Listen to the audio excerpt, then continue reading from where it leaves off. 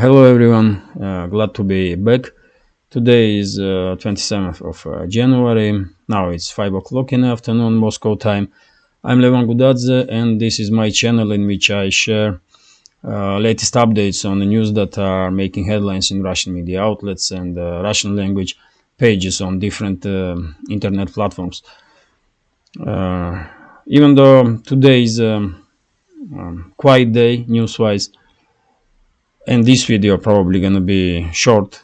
There are some interesting news that I will share with you, but before I start, let me ask you to click that like button if you find my videos and my channel interesting.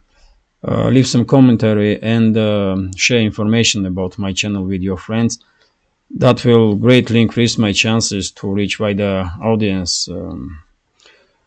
Because, as I said many times, YouTube algorithm is suppressing independent channels from that are based in Russia, and I find it very hard to attract more subscribers. So I will be very grateful for your help.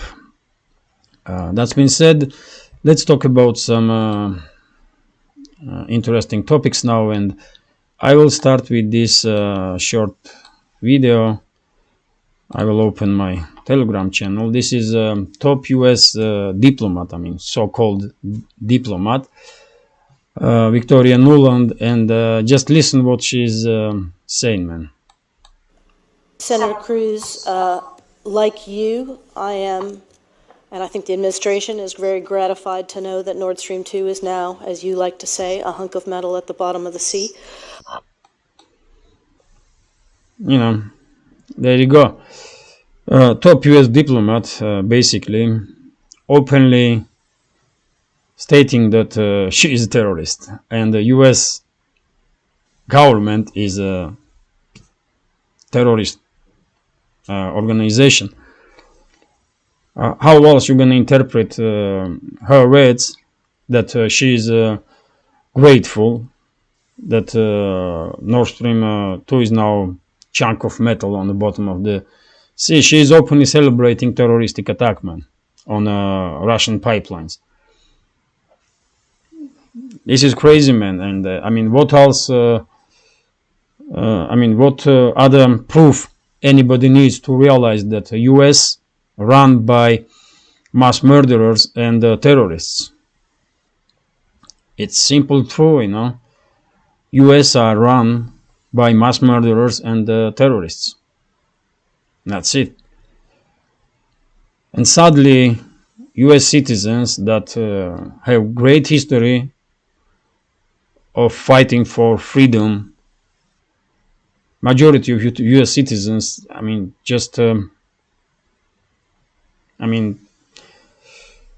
just watching what is happening to their country and doing nothing, really. It's sad, man. It's sad. But it is what it is, man. Because I'm on my Telegram channel now, I will recommend you to subscribe on my channel. You will find link in the description under this video. I do share during the day some interesting updates on different news. For example, this one, I did share this a few hours ago. Poland will transfer to Ukraine 60 PT-91 tanks, in addition to 14 Leopard 2 tanks that Warsaw promised to Zelensky's Nazi regime. These tanks, PT-91, they are Polish variants of Soviet T-72 tanks, basically.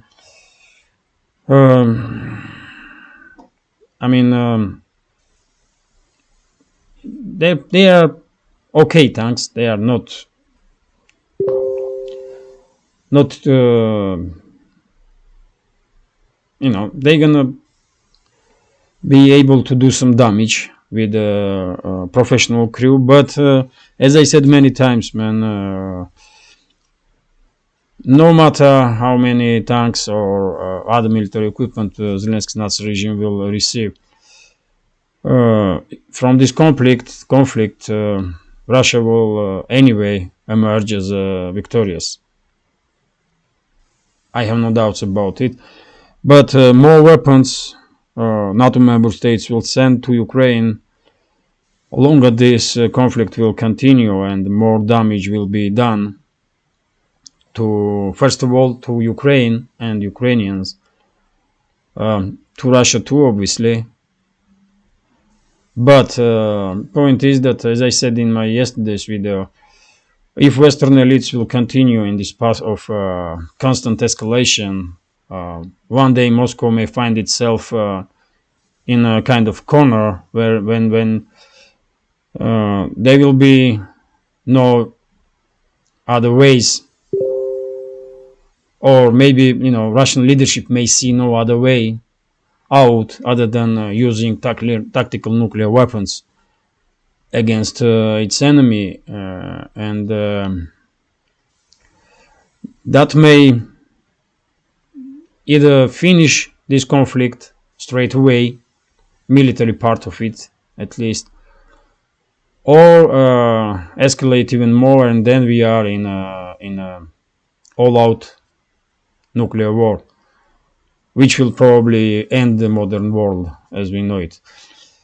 So yes, I mean, you don't have to be genius really to realize that this constant escalation from Western elites will do no good to anybody really in this world. So yes, I mean, here I will give you this information too. In Russian language Telegram channels, information is circulating that armed forces of Ukraine that still are loyal to this Zelensky's regime may lost from 232,000 soldiers up to 305,000. So it's colossal numbers, man. There is no way to confirm this information, but that's what some Telegram channels are writing based on their sources. And anyhow, it's obvious that Ukraine did lost a much greater number of soldiers than Russian side, for example. But even European officials did somehow openly stated that Ukraine did lost 100,000.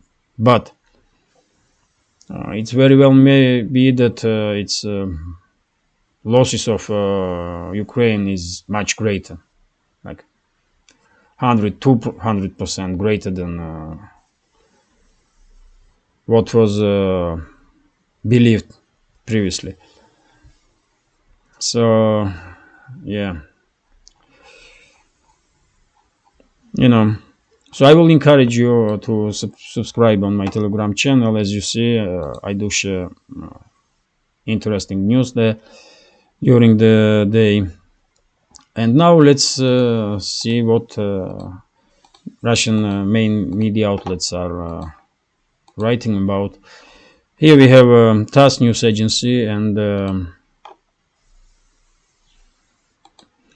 I will read for you this information, which said that in DPR, Donetsk People's Republic, officials stated that Russian forces managed to take positions in south and east side of city of Ugledar, and push inside the city even greater than in previous days, which means that in next few days, even though Zelensky's Nazi regime did send reinforcements to Ukrainian forces in this area, it's quite possible that in the next few days Russian side will take full control over this town.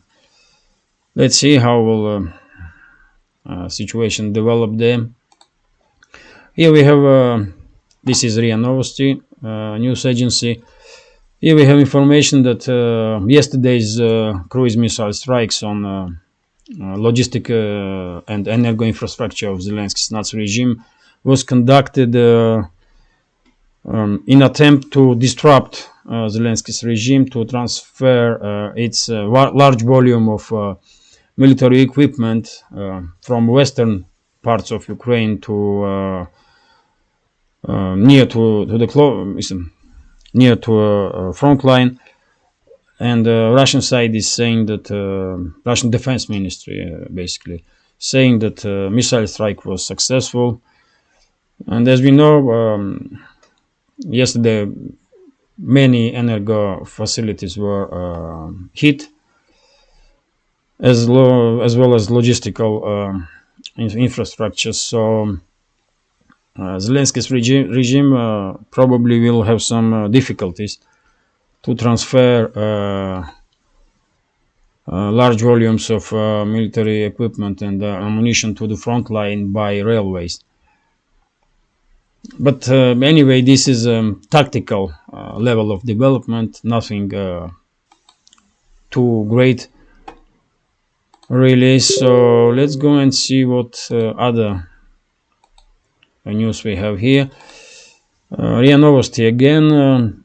We have information that Pakistan, I mean, that's news from economy. I mean, to be honest, I'm a little bit tired to talk about military conflict all the time, because there are some other interesting developments too. So here we have news from economy sector. Pakistan will start buying Russian oil